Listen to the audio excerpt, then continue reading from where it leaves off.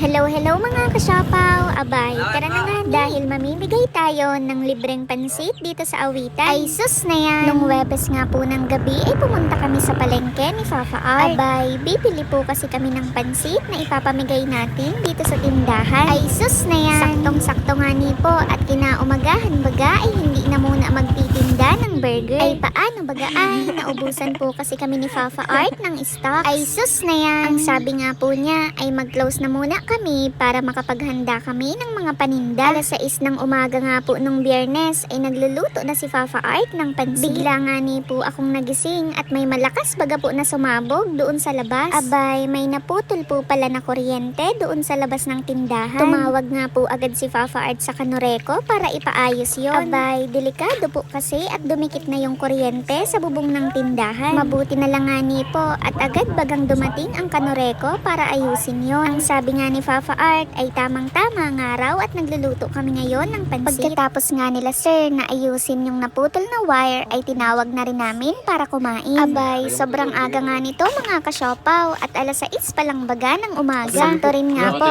dahil aabangan namin ni Fafa Art yung mga papasok na estudyante para mabigyan itong pansit. Abay, pansin nyo rin po ba mga kasyopaw? Nung nakaraang araw kasi ay sobrang lamig baga po dito sa Camarines Norte. Talaga namang magyayelo ang paa mo tuwing gabi. Ay sus na yan! Ito na rin nga pala po yung pansit na ipapamigay natin. Ako nga po ang tagatakal at si Fafa Art naman ang tagabigay doon sa labas ng tindahan. Nung medyo wala pa nga ni pong dumadaan ay kumain na rin ako dito sa loob ng tindahan. Abay, masarap po kasing kainin ang pansit lalo na kapag bagong luto. Ay sus na yan! Mga ilang minuto nga lang ay may dumaan na dito sa atin na kabataan. Salamat po. May pansit po. Sibugante. Kaya po ah. Kaya pa ito eh. Kaya po. Okay lang yan. Kapag. Thank you. Thank you.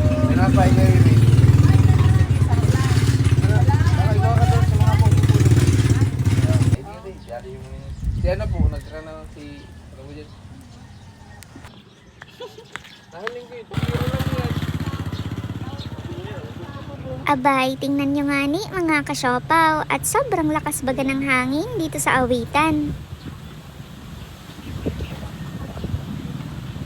Habang namimigay nga po si Fafa Art ng pansit doon sa tindahan ay naglakad-lakad na muna po ako dito. Abay, sa loob nga po ng isang taon ay ito na yata ang panglima ko na pinakamaagang gising. Ay sus na yan! Ay paano baga ay palagi na nga pong tanghali nagigising ang siopaw na yan. Ay sus na yan! Ang hirap po kasi talagang magtrabaho kapag kulang ang tulog mo. Hindi ko po kasi talaga kaya ang 3 hanggang 5 oras na tulog. Abay, dapat nga ni po ay 8 hours baga po palagi. Nung bandang alas 3 na nga po ng hapon ay pumunta na rin kami sa sentro ng daet. Abay, sabi po kasi ni Fafa Art ay bibilhan niya ako ulit ng pan. Medyo maliit kasi po yung pan na ginagamit ko kapag nagtotoast ako ng burger buns. Abay, mas okay nga daw po yung medyo malaking pan para mas mabilis kong magawa yung mga orders. Abay, hanggang dito na lang mga kasyopaw. Maraming salamat sa panonood. Bye-bye!